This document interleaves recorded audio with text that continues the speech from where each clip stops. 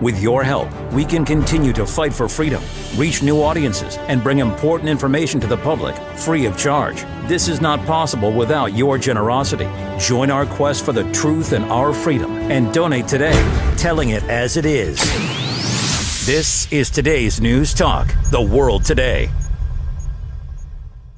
This is the World Today. Matt Shelton is here now. He's just been out delivering a whole bunch of letters, 1,800 letters to the Medical Council of New Zealand and the New Zealand Department of Health. The reception, Matt, and thanks for joining us too, would have been amazingly warm, wouldn't it? Oh, look, the Medical Council and us, look, not the best of buddies. But I mean, that's less important than the fact that 1,800 people, which would be pro rata, 9,000 people in Australia. We've run a project for a month or two where we have templates and we've asked people to send letters to the chair of the Medical Council and a couple of health ministers. So we know that they've been sent, but we thought we'd front up on Friday and just hand over a sort of symbolic box, but it had a thumb drive with the 1,800 letters. Some in people's own composition, or they used our templates or modified them. But the point is that this is more than just a small group of crazy doctors who are objecting to what's going on. We've got a lot of public support. We know that, and many other people for years have been trying to inform these officials, as of what's going on and the evidence in support of the very clear harms.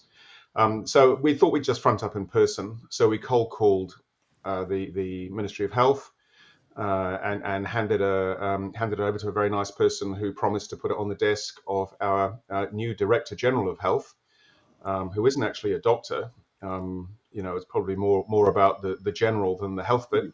And then we tootled up to the Medical Council, not expecting really there to be anybody there on a Friday afternoon, apart from perhaps an admin person. But we disturbed the deputy CEO of the Medical Council, who, to be fair, was not expecting us, but certainly was not pleased to see us. But the important thing, her feelings and our history aside, was that we got into her hands the proof of 1,800 letters plus our own most recent open letter into her hands and into the Medical Council. With a sort of lukewarm agreement that she would put it on the desk of the chair of the Medical Council at the moment. So, it was more about the, showing that we'd got this stuff in there than any particular interaction. But there's certainly, no love lost, and nor should there be with the very polarized differences in our positions. Medical Council have two roles under the Act that created them, and one is to defend medical ethics. So that went out the door very fast, and we're left to sort of to fill that vacuum, really. As she was saying that she would do her best to make sure they were delivered, did you notice that her nose was getting longer at that stage? Truly, tell me this: are vaccinations still being rolled out in New Zealand? Oh, yes. There's been no move at all, as there has in Australia and the US, for instance, to roll back the groups that are being targeted. There's still TV ads, radio ads, things in the press. There's a truly bizarre radio one, which says, if it's been more than 6 months since your last episode of COVID or your last booster, you may be eligible for another free booster. And they just don't get the irony of what they're saying. I mean, for a start, if you've had COVID, the last thing you would really need would be an artificial gene injection, and plainly they're not working. But they're ploughing on, and New Zealand's a sort of a special case, increasingly it seems, and even more immune to changing science or strengthening science than some other countries that I think are starting to recognize that they need to start backtracking. So I'm not surprised, but I am appalled that after all that's come out and from various government bodies around the world, all that has come out, we still see people rolling up the sleeve to get a shot. I mean, tell me, is there a virus floating around that makes people dense? I think with the greatest respect to, the world's, well, many countries' populations that have just had such a number gone on them, there are always going to be the diehards who have an enduring faith and trust in people in government and in officialdom. That's just the spectrum of human nature. There are people who will just place all of their critical thinking, their responsibility to decide themselves in the hand of somebody else. And I think they're probably the people that are still fronting up.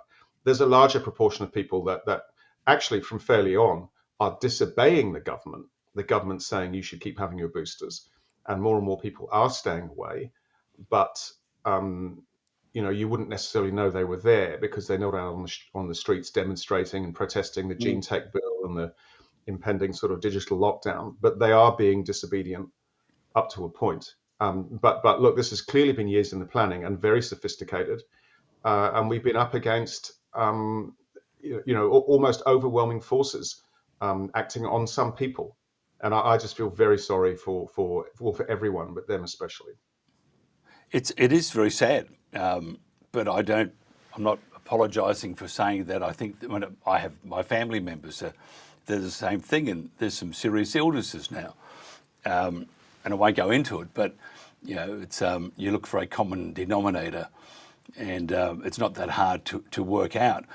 But and then you back that up with all the research that has been released, and I can't understand. I mean, I know why, because we have the censorship in all countries that, such as Australia and New Zealand and other countries, that we're not going to tell people about these other findings because you might start questioning it.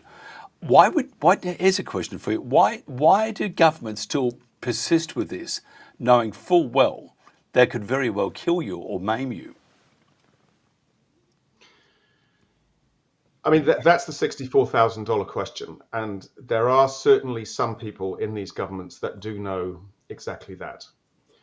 In fact, there may be quite a few, and I don't have any special, insight into who these people are. I mean, we've been looking very closely at what's going on in our own backyard. We're a small country, and we're as likely to bump into some of these people in the supermarket. And I think that gives us an example because, an advantage, because we can put, a bit of pressure on people. But I think people are so far in, and maybe their own sort of psychological just horror at what's happened does not allow them to, admit or acknowledge, certainly publicly, maybe even to each other. And certainly, no one's going to be the first one to put their hand up and say, guys, I think we need to stop here. Because, the evidence is so strong, and the blindness, the deafness, and the dumbness in the face of it, is shocking. But I think it's a strategy that the people who really know what's going on at the top are just continuing to allow play out. And no one wants to be the first one to kind of crack. But, the people will realize at some stage, en masse, what's happened. And it's going to be very ugly. And we're trying to tell these people, look, while you still can, you need to acknowledge there's a problem, and sort of get ahead of it, because it's just inevitable that, the scale of death and injury is going to get everybody's attention in the end. I think they're all trapped. And I think we've just seen a kind of catastrophic psychological surrender to this situation by many, many people, certainly amongst the decision-making hierarchy in government anyway. I don't know if it's apathy or whether it's just, what's the word, false trust. Because, and I look at my family, my dad trusted the government, and we know a lot of people got to trust the government. They would never try and hurt you. Yet we have all the facts. Surely, again, you're a small country, but being a small country, and you said you might bump into someone in the supermarket, then they're going to bump into a lot of other people too who will tell them this is nuts. It's a beautiful piece of propaganda, isn't it, from government? But again, and you are right, they should start now reversing what they're saying, but they won't. Bureaucrats are pretty stubborn. We're going to, whether we're wrong or not, we're going to win this fight, and all that suffers are the people. What about your numbers, NZDOS, NZDSOS? Are they increasing because people are becoming more aware? And where do you? It's another part of this. Where do you see the tipping point that people start saying, enough, we need to hold you accountable because you are responsible for the deaths and the maiming of our fellow New Zealanders? Yeah, look, there will be a magic number. We're not there yet, and we'll only know after it's happened, of course. So we have to just keep working out what the truth is and telling it as clearly as we can. But I think just to come back, to what you said, despite the evidence, they're ploughing on, and I think there is a degree of just power madness. I think a lot of these people got so drunk so quickly on the mantle of responsibility that was handed to them, to save us all from this dreadful, this dreadful thing that was suddenly sort of foisted on them. And they had a, once in a lifetime opportunity to kind of make their mark, to lead their people, out of all the fear that they suffered from as well. And I think it's just turned a lot of people's heads, and they've become, equally sort of intoxicated with power. They don't want to give it up. They can't afford psychologically to look hard at what's been done. But there are more and more people, more and more parents of young people that have died, more and more people who have in their family somebody who is dreadfully disabled, not getting any help, being abandoned, and so at some point people are going to stop trusting. And it's interesting. There are people who would never have trusted government as far as they could throw them, who actually very quickly swung in behind when they got a dose of the fear narrative right at the beginning, and who elevated politicians and things suddenly to the top of the most trusted professions, whereas previously they've been languishing at the bottom with used car salesmen. But now a lot of doctors who are at the top have been shoveled a long way down the list. And we talk to a lot of people who just say, what can I do? I don't trust my doctor anymore. And we just say, well, look, you have to try. And on many issues, it's very important that you still go to a trained health professional. But it's very hard. Once trust has been lost, it's very hard to win it back, isn't it? Well, it's a fear of death. I mean, if your doctor makes the wrong diagnosis or does something, which can happen, but the fear of death, and that's what the appeal to the jab was, because I never forget Biden saying, "Take this and you'll be fine." And the similar narrative was in other countries too, maybe not to that extent, but it was there. Get the jab and you'll be fine. We're going to look after you. We're going to make sure you're not going to die. And they were lying through their teeth. What about, you mentioned doctors. Are doctors still scared to come out and say to their patients, don't take that jab? No, a lot have been, a number have been saying that from the beginning. And I think more and more they are saying it, in private. But what has changed and where the trust has gone is that many patients have woken up to the fact that when it's them and their doctor, the doctor is no longer making the best decision. They think with their professional training and experience with the patient in front of them and with their obligation to the patient to do that, because the government has got in the way. It's told the doctors they have to say this, they can't say that, and to a lot of harm to a lot of people. So there've been seismic changes in the nature of that relationship and between the profession and its regulators. And as an example, we figured out, and I've talked about this before, our medical council, took the view officially early on that the this COVID injection, this gene technology jab, was a zero risk medical product. And we can't emphasize this enough. And I know the medical council, are listening to what we're saying, but they're stuck with that. That was the position that they took. It was preposterous. They should be up in front of their own tribunals.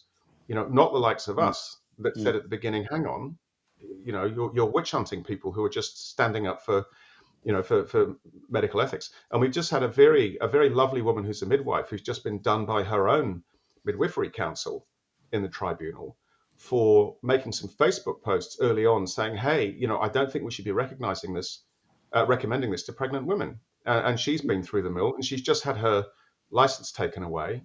Delightful woman, 1,000 deliveries, and she's lost her license because she pushed back a little bit at the complaints that were made against her for her Facebook posts. And essentially she was accused ultimately of hurting the feelings of the people that complained about her by saying, well, look, I'm in a David versus Goliath situation.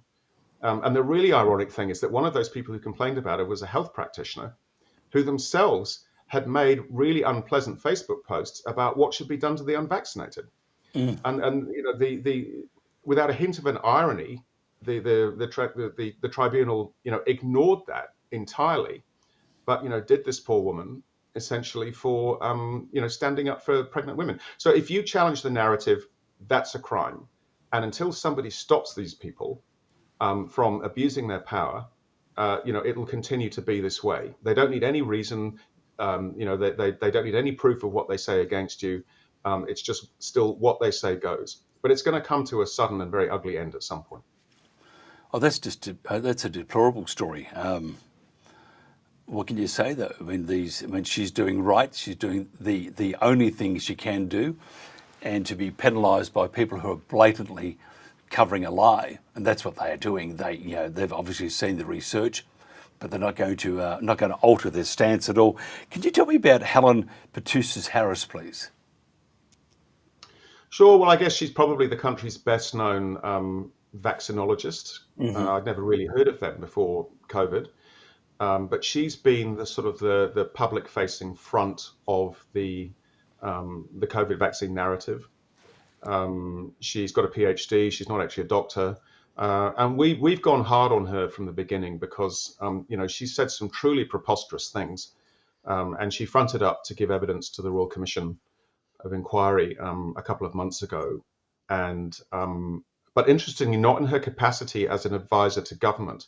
She's previously done some work with the WHO and been on, vaccine safety committees. And in fact, she wrote a paper in 2020 saying, look, when the vaccine comes out, it's going to be hurried. We don't have a lot of safety data. So it's up to countries to be very, vigilant and have their pharmacovigilance mechanisms really up to scratch and ready to go. And yet all the way through, she's just basically denied that there's a problem. And famously in one interview, she was asked, how many people do you think actually have had serious vaccine injuries in New Zealand? And she paused for a minute and said, oh, maybe 10, and that was when there were already, 180 reports of death following vaccination, 69,000 total reports, 30,000 of them serious, and over 1,000 people had been paid out by our accident compensation, our insurance here for vaccine injury. So, on a different planet, and it would seem to me, and many other people too, that there are things that are sort of influencing her judgment and what she says, other than a decent appreciation of the sort of scientific facts of the whole thing. Yeah, it's amazing.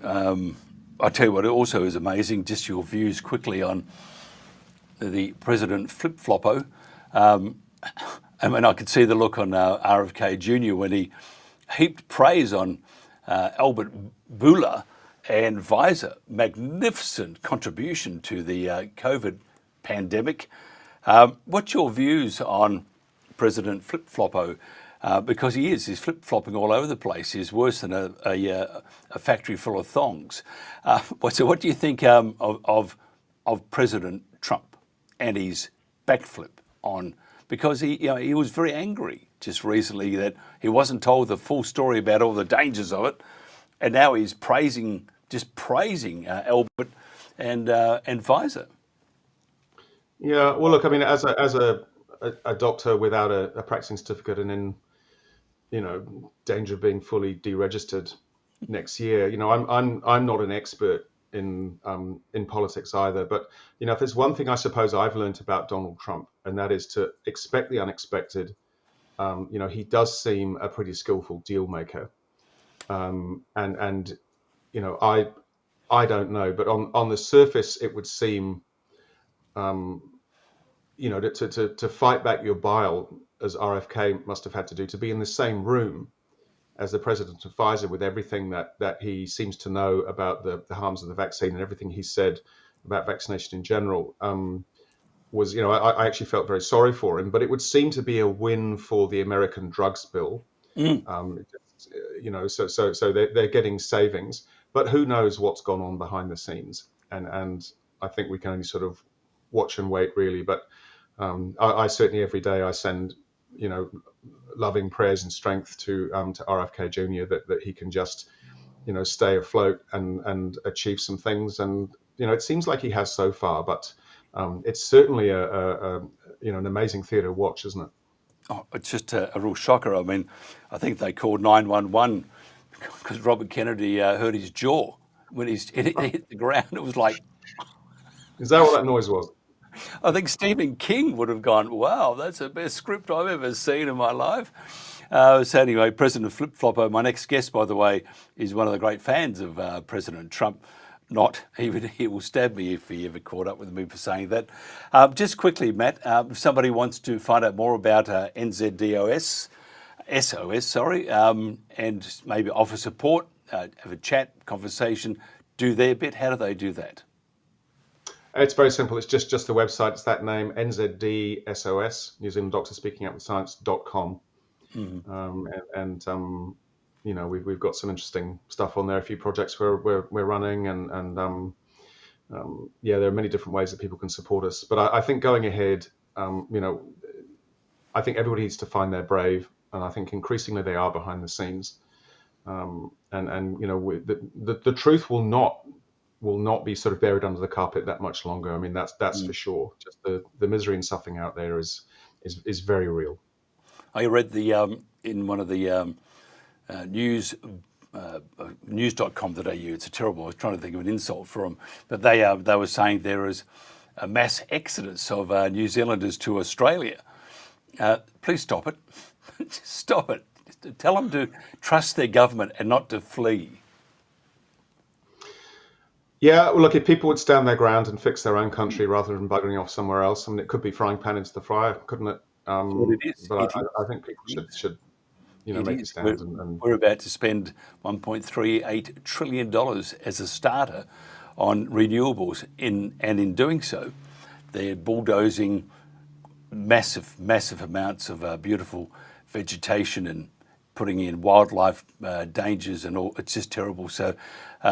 And I'd say we can go to Tuvalu because they're all coming over here to Australia from Tuvalu because of the perception of climate change, and they're going to have no island left. And NASA have come out and said, no, Tuvalu is growing in land mass. But none of them have wet feet, do they, when they come over? Oh no, but they get a very big check. Now, I was just sort of thinking maybe that would make a great base for Australia to. And the US, just maybe, because the islands are not sinking at all. It's just this, again, this propaganda they pump out, whether it's COVID, the vaccines, or whether it's climate change or whatever. They're an expert in telling us porkies. Dr. Matt Shelton, thank you very much for your time. We're today's News Talk, the world today. He's back. You disappear all the time. Joachim Hagopian, thanks for joining us. Somebody down there, I assume, doesn't want us to connect. But I can see it. I mean, I'm trying to be calm here, and I can see 1 minute he's there, next minute he's not. He's gone, and I can see the look on your faces of like, oh my God, what's happening? While we have you, I need to know your thoughts on President Flip Flop. 1 minute he loves Pfizer, next minute he hates them because they didn't tell him about the dangers. And now he's singing nothing but praises for Albert Buller and Visor. What's your thoughts on that? Say something.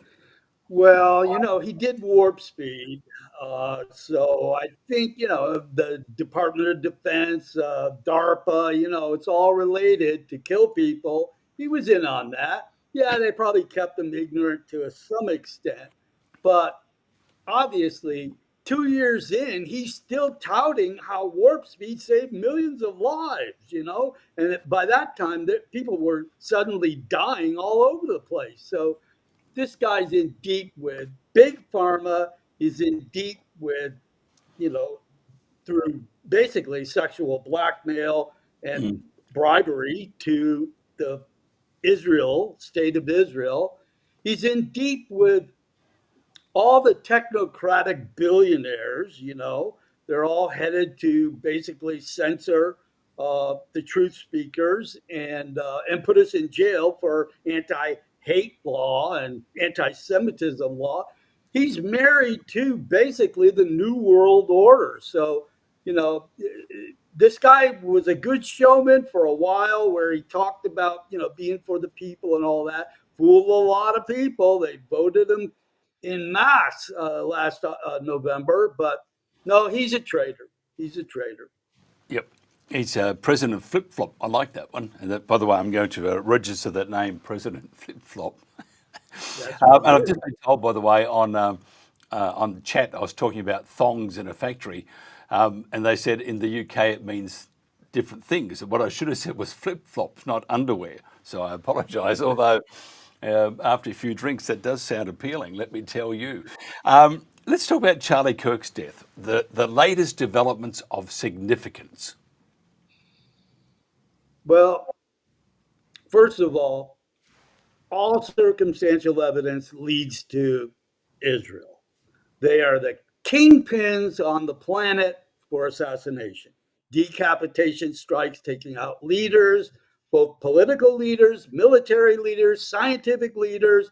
They assassinate. So, and then, and of course, the reason why is in the last few months of Kirk's alleged life, he was outspokenly talking about the genocide of the Palestinians and talking against the state of Israel for its genocide.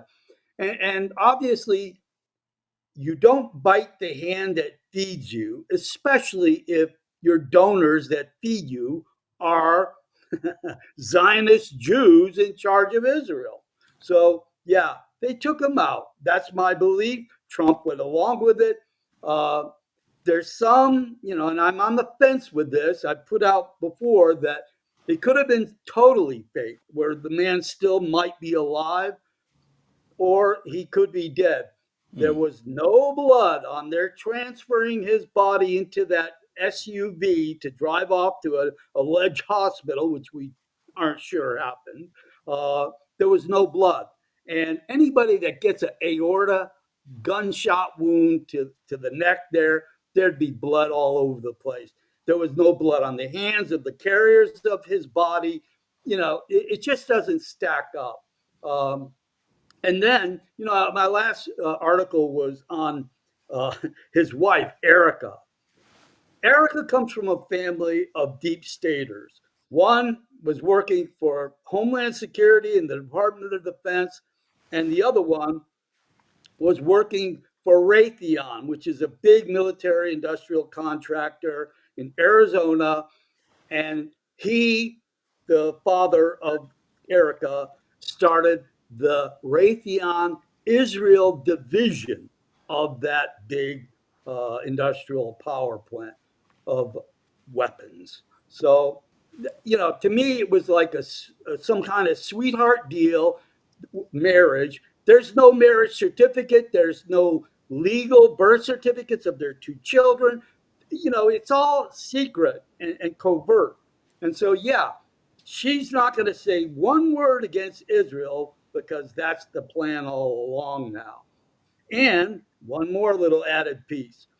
She, at the age of like 16 began all these NGOs, and she started an NGO that was a charity for orphanages in Romania, right at the time when all the news, even mainstream news, was breaking stories that Romania orphanages were being used as sex trafficking of children to other countries like UK and Israel. Those names came up in mainstream media. It's in my last article. I'm gobsmacked, as we would say down under. How has Turning Point USA changed now that Charlie isn't the spokesperson, now that he's been, inverted Well, commas, assassinated? with the CEO now, Erica Kirk, she is not going to say anything against Israel. That is, I can guarantee 100%. There will be no more criticism of Israel.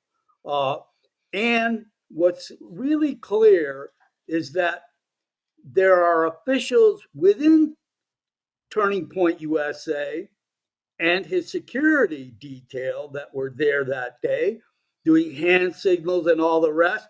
They were in on it. They were in on this supposed assassination. So you can bet that it's under control. Just like what the other day Netanyahu was, he had some influencers from America over into Israel again. He keeps doing that along with Congress members. Uh, and he's saying that, okay, well, we've got a good friend in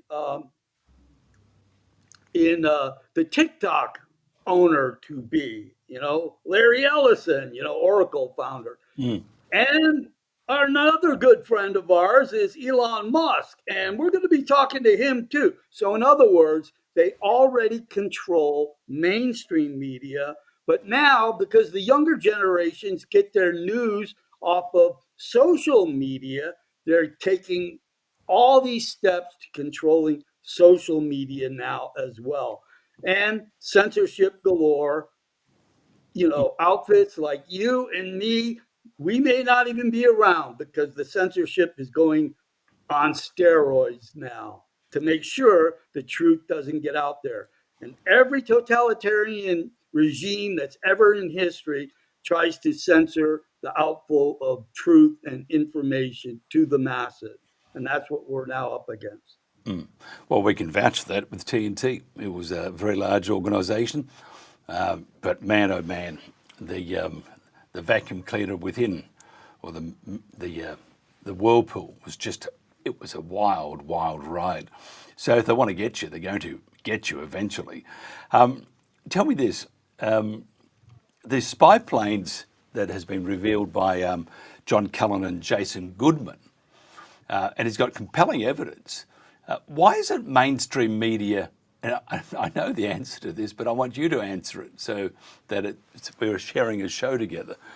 Why isn't the mainstream media pushing it, or at least saying there seems to be an anomaly here? We have a spy plane. Yeah. By the way, there was a spy plane that was 13 miles from the event at Turning Point in where was it? Utah. Where was that event? It was Utah. 15 minutes away. There Yes. was a plane that turned off its responder, Mm. and no doubt a spy plane that took him away. That was a strong part of the strong belief that Mr. Kirk was not killed. He was taken away, in the spy Mm. plane. Uh, so yeah, I mean, the whole idea of an illegitimate government, and hardly anybody now trusts the government.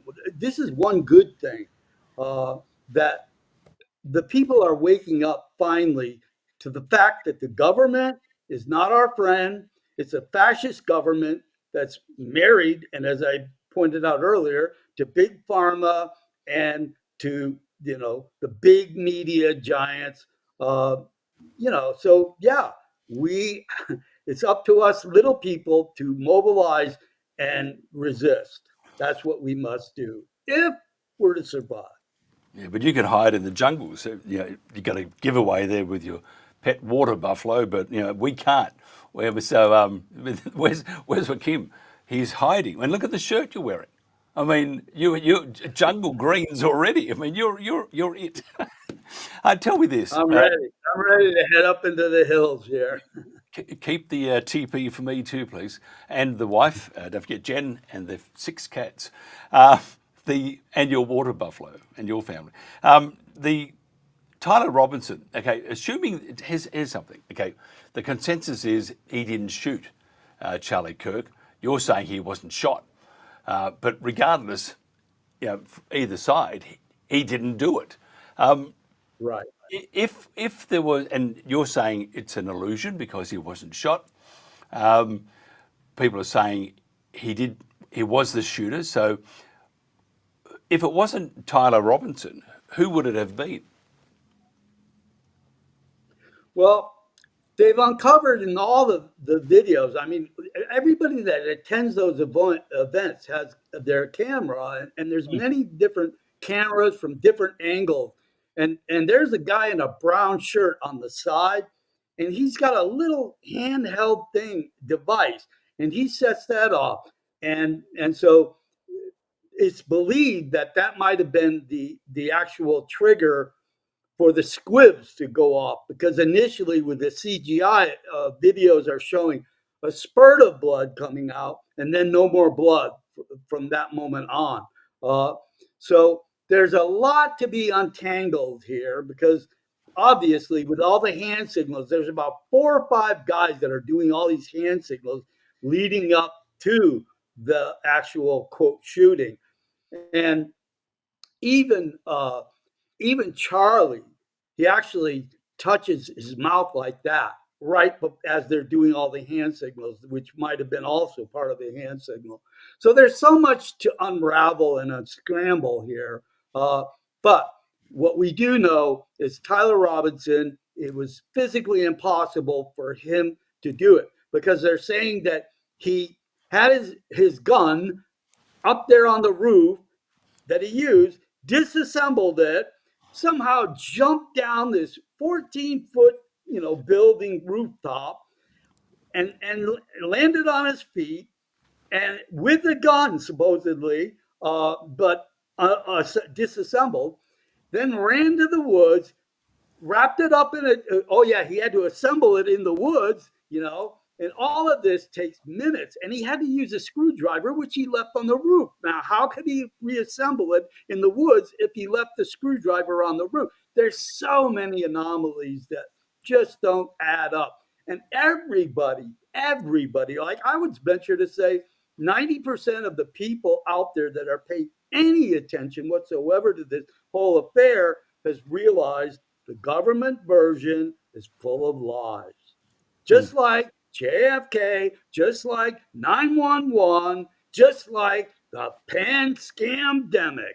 It's all been lies. It's pretty interesting, isn't it? Although, so you discount that he has Netflix and he's been watching Rambo films non-stop, so he could have learnt how to jump off tall buildings.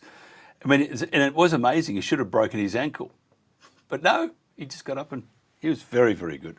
Athletic beyond all belief. What about Netanyahu, Bibi, our buddy? The amount of spending he's using to peddle propaganda, it's amazing, isn't it? Yeah, I mean, he's got his way with the corporate media. I think there's somebody else from the neocon Jewish family that's taking over CBS.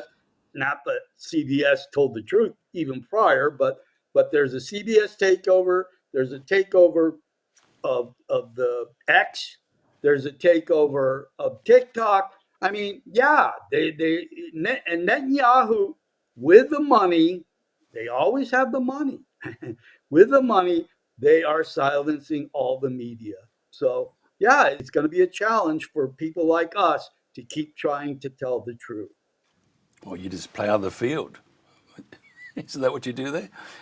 Sorry, but and I'll be. I believe that they're going to have the technology. They'll find technology for us. That they'll always do that. I think truth will come out. Well, hopefully we're around though. By the way, just Hopefully. thinking about the money he's spending though, where is he siphoning this? Not siphoning. He's not hiding it. Where is he sending this money to? Which organisations? Well, he's buying out organizations. The TikTok. I mean, he has an unlimited amount of money to spend, and it's called City of London.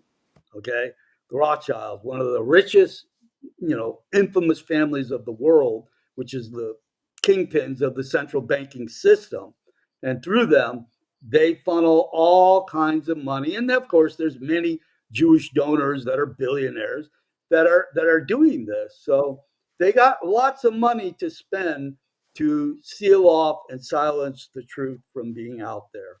But we'll do our best. Looking at Ukraine, I mean, again, we have President Flip Flop, and I was quite interested in what he said. He said, yeah, we might give them some Tomahawk missiles, Mm. and we might ask what they're going to do with it or find out what they're doing with it. As Trump, truly, he's just been president of bizarre Flip Flop. He's really is just all over the shop. Is he losing interest in Ukraine, or is he, I don't know, maybe the hair's taking control of his brain. I don't know, but it doesn't make any sense. Well, what he's doing is the same as Biden.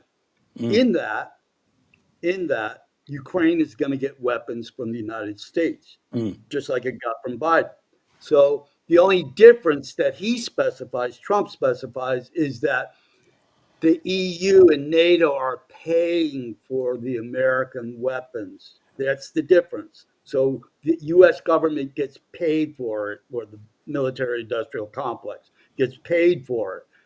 That's all. But the mm, bottom line is it goes into the hands of the Ukrainian. What's left of their military, they are so depleted. And, I mean, the casualty rate is like 20-1 now. mm, They're making up a lot of Russian troops are making a lot of, ground gains now, like never before. That war is going to be over very, very soon. And that's why the EU, City of London, and Trump are flipping out now and going in. I mean, this guy was going to fix the Ukraine war within 24 hours in January, of his election, when he became president again. mm. And that never happened. So yeah, flip flop back and forth. But the bottom line that's the same as under Biden is that U.S. weapons are going into the hands of whatever U.S. Ukraine troops are left. That to the last man standing. That's what's going to happen. What do you think? Because Putin's not all that happy with the Tomahawk missiles. If the US, because he says Ukraine doesn't know how to use them, so therefore it's going to have to be American boots on the ground in some way or some capacity. If that happens and America starts putting even its technicians to fire these missiles, and they use their intel to provide data to shoot those missiles within, say, Russia, for example, to start to cripple parts of Russia. It's not going to do a whole lot of good, but it will create a new slant or a new taste on this war between NATO / Ukraine and Russia. What do you think if they do with the Tomahawk missiles use American troops or technicians to fire these, and so they are now becoming involved in the stoush between Russia and the rest of them? What do you think Putin will do? Well, I mean, it is an act of war. Mm, When you have troops on the ground from other countries that are firing off their weapons and killing Russian and civilian Russians in Moscow, they're going long distance. They're not going to restrain it to only military targets. So, yeah, it's an act of war. And Putin's latest statement is saying, yeah, it closes off all ties and all future relations with the United States. And with the way that the egomaniacal warmongers of Europe are, they're all puppets. They have no power. They're just direct what they've been told to do by who, and that's make war. And so, yeah, it doesn't look good that there's going to be prevention of war both on the Ukraine European front as well as in Middle East with Israel going full bore there. There's going to be invasion by the U.S. and Israel of Iran. That's also a done deal. They're going to come back for more war with Iran. When that happens, the whole Middle East blows up because there's going to be other Islamic nations that will also be joining Iran and who are the strategic partners of Iran, Russia and China. So we're looking at World War III, the one that was predicted in 1871 by General Albert Pike to his fellow Freemason of Italy, Giuseppe Mazzini. In Right. 1871, they had plotted World War III. Islam versus Zionists.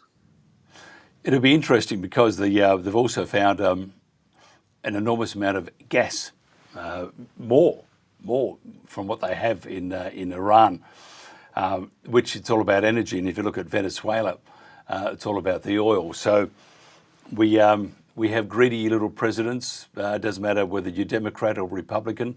Greedy politicians. Doesn't matter whether you're conservative or on the left.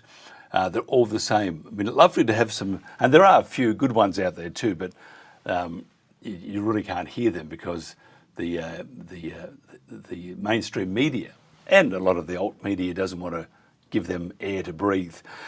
If somebody wants to find out more about what you're doing, how to donate to your cause, and to read your latest writings, how do they do that? Well, I'm a regular columnist writer at thegovernmentrag.com and james8spetzer.org, theinteldrop.org. I do a spot, well, three spots actually a week. Two of them are with Revolution Radio.